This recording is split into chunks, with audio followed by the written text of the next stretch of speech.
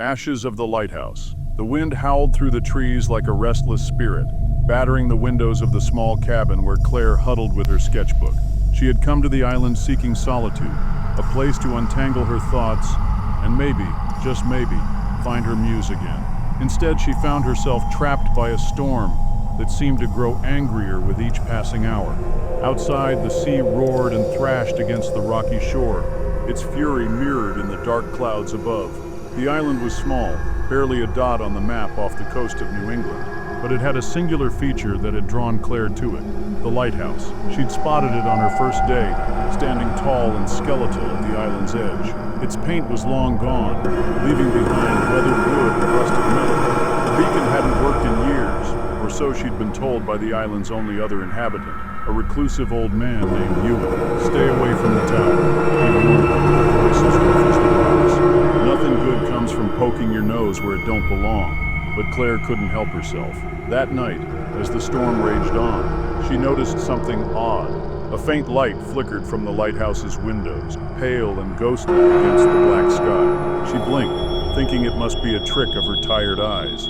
But the light persisted, and then came the whisper. At first, she thought it was the wind, carrying fragments of sound through the cracks in the cabin walls.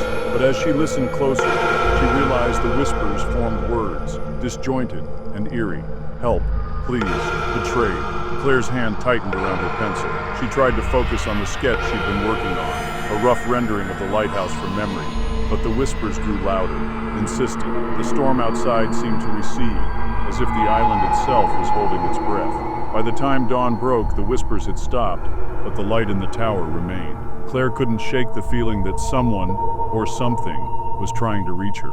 The next day, curiosity got the better of her. Bundling up against the cold, she made her way across the island, the lighthouse looming ever larger as she approached. The path was overgrown, the weeds clutching at her boots as if trying to pull her back. When she reached the base of the tower, she hesitated. Ewan's warning echoed in her mind, but the faint light still flickered in the windows above, calling to her. The door was ajar.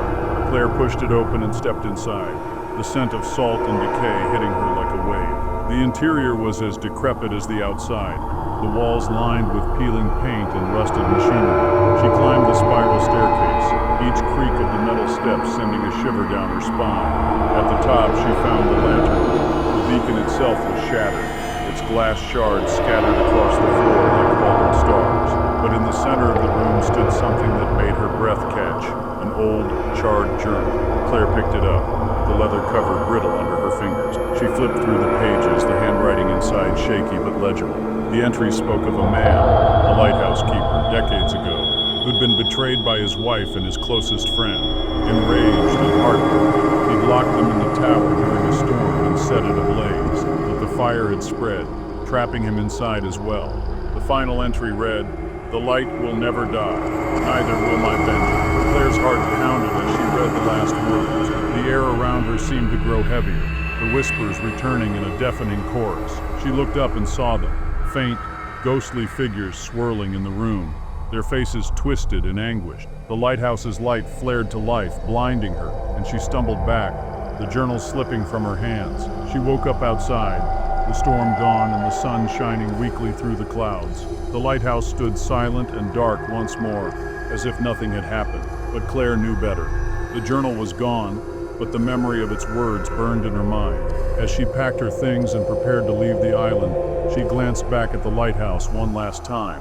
The faint light flickered in its windows, and she thought she heard a whisper on the wind, "Stay away." But Claire knew she wouldn't, not forever. The island's story wasn't done with her yet.